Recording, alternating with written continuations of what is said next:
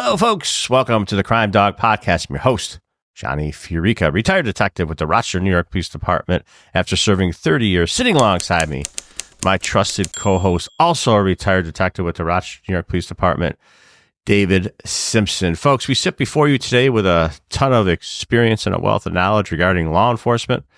But if you want to check out more information about us, you can go to our website or you could check out our bio on our YouTube page. David, welcome to the podcast, brother. Good day. Good day. Well, happy to be here. So, David, we wanted to do this pod for a couple reasons. I know you wanted to do one last week. I should have listened to you, but really kind of put our heads in the right direction. My head, at least, in the right direction was the fact that on our Crime Dawg live show, which, by the way, shameless plug, every Saturday noon to 1 on iHeartRadio, that's Crime Dawg live show, DAWG. I mean, we just got a ton of calls. I mean, we ran out of time. We got so many calls, which led me and you to believe that people wanted or were thirsty for more knowledge on this topic and to get our input. We decided to do the show specifically for those listeners, especially our naysayer listeners, that think that we are unconditionally in love with our brothers in law enforcement, which to a point we are. However, we always said from the beginning of the podcast, we shoot it down the middle. We tell people how it is. And there are times when law enforcement is not right. And when they're not right, we're going to tell you why they're not right and how we don't agree with them. So pretty much here's our take on the NOLA, the New Orleans, Louisiana terrorist attack.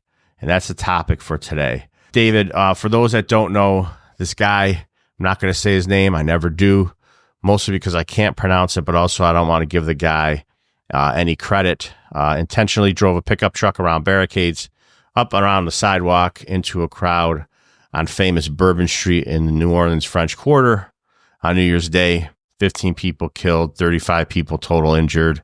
The attacker died in a shootout.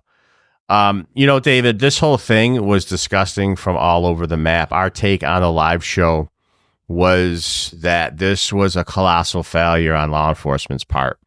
Obviously, we're not saying that the sole responsibility does not rest with the attacker, but this law enforcement end was a colossal failure. What's your take, David? Yeah, I think the ball was dropped in securing the area. I think in this day and age, as we discussed on the live show, it's common knowledge that terrorists are using vehicles in high pedestrian traffic areas, whether it be a parade setting like Bourbon Street, the Germany Christmas street incident where people were gathering, and they're using the vehicles to kill and maim and injure and cause terror. So, the fact that they didn't have that street fully secure, there should have been no way that the perpetrator suspect should have been able to get up on the sidewalk and go around anything. You see in New York City where they use dump trucks and garbage trucks to make sure, and they put them, nose to nose, and they make sure they completely shut down those streets. And for whatever reason, there was leaks. There was a way for him to get his vehicle through that. And from all accounts, he scouted the area. So he probably observed that, probably knew he could get into that space and get around the one, I think it was a police car that was just parked blocking the street portion. So yeah, definitely ball dropped. Yeah, ball dropped. I specifically want to point out to Grandma Jones, that's the NOLA, the New Orleans, Louisiana Police Lieutenant, Ann Kirkpatrick. She needs to retire, resign, or get fired ASAP. I mean, I just can't believe that they even put her in front of a camera. On the live show, we made numerous comparisons between her and local leadership like Sheriff Baxter, and I basically told the audience, who would you want? Obviously Baxter would be the clear choice. And again, it's not about male versus female. It's not, his gender's got nothing to do with it. We talked on the live show how you and I had worked with a ton of talented women in law enforcement. And that's just not me trying to placate the other side, but I'm just telling you that Kirkpatrick is a colossal failure. And if I had a pick, I would pick Sheriff Baxter over Kirkpatrick, not because because of gender or male versus female. It's about competence versus incompetence. Every time she talked, David, on the microphone, it was just, like I said, a colossal failure. We also talked about this. You got to know when it's your time to go. We were two retired guys. We knew when it was our time to leave, exit stage left, and let somebody else younger take over. She definitely needs to go, especially when this is something that devastated a community that is such a high-profile community like the French Quarter on Bourbon Street, you know? Yeah, I mean, when she had the press conference and they basically brought to her attention that they had Ballards or some type of device that could have blocked the sidewalks, and they were now installed, and she was unaware, even though she's the chief of police, that they even had those tools that could be put in place. I mean, and that's your job. The buck stops at the top. So taking everything out of it, the fact that not only did you didn't even have to get the resources, they could have been in place, and they were in place within 48 hours after the incident. So it's just, it's more jaw-dropping to see that she's completely out of touch with what was needed to keep that area safe, and that they had tools to do it, and they just weren't implemented.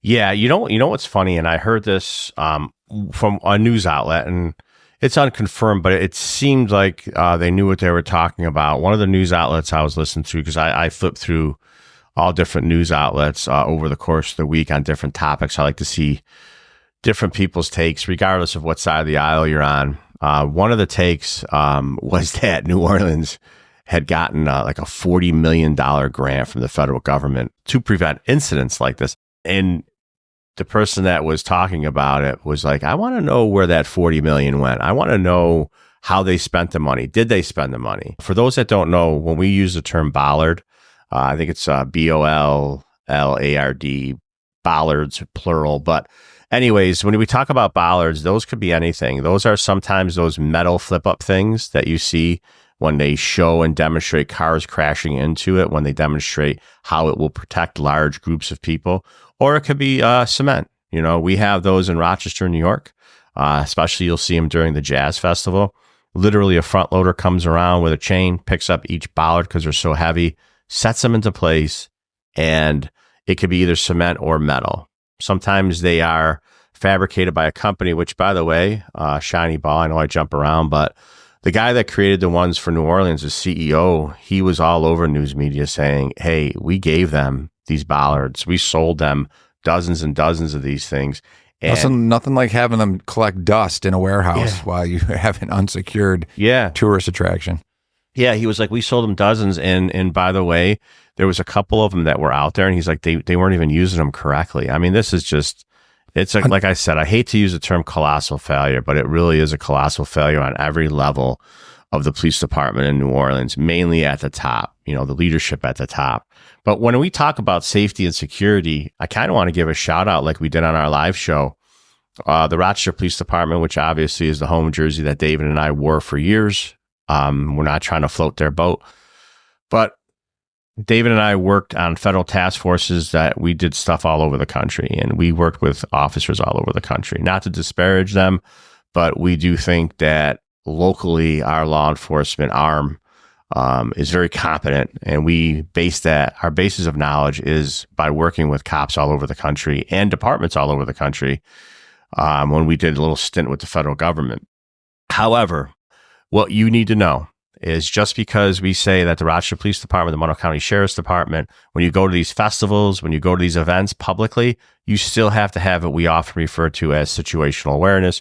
You got to be aware of your surroundings. From the time you get out of your car, from when you're parking to when you're walking your kids across the street, you got to know your surroundings, folks. You got to know everything that's around you, and that's what's going to keep you safe. The police, no matter where you are in this country or world, will keep you safe to a point. You have to do your part. You have to have your situational awareness. David, when we talk about the Jazz Fest, we talk about the festivals in upstate New York and in Rochester, New York specifically. We set up our bollards so you can't drive around them. We protect everywhere that a pedestrian is going to walk. And it's unique that they've been doing this the last couple of years. I think they kind of did it, especially since the 2020 riots in Rochester and obviously all over the country. But we have a unique way of doing it. And I think that we keep our pedestrians and our festival goers safe. Would you agree? I do agree. we did something that's not necessarily unique, but in our local law enforcement, we actually adhered the warning that terrorists are using vehicles to mow down innocent tourists or party goers or people that attend parades. We, in law enforcement here, took that warning and that intelligence, and we made changes to how we did things to keep people safe and secure. And I guess the criticism here is this is not something that should have shocked anyone, and it should have been buttoned up, and it was not. And I want to say one more thing, Johnny, that goes to what you're saying about being aware of your surroundings.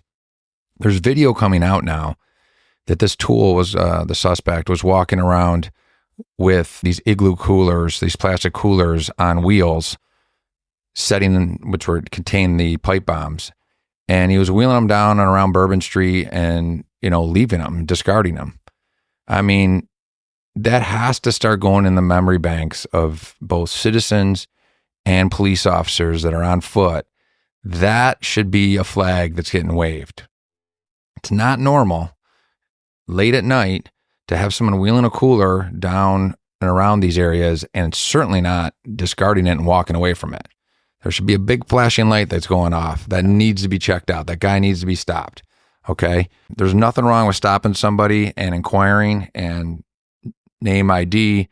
Where are you going? What are you doing? Maybe this could have been prevented, but there's certainly, when you look at that video surveillance, if people were aware of their surroundings, paying attention, and a little bit clued in, something might have been able to get done. So people need to pay attention to these things.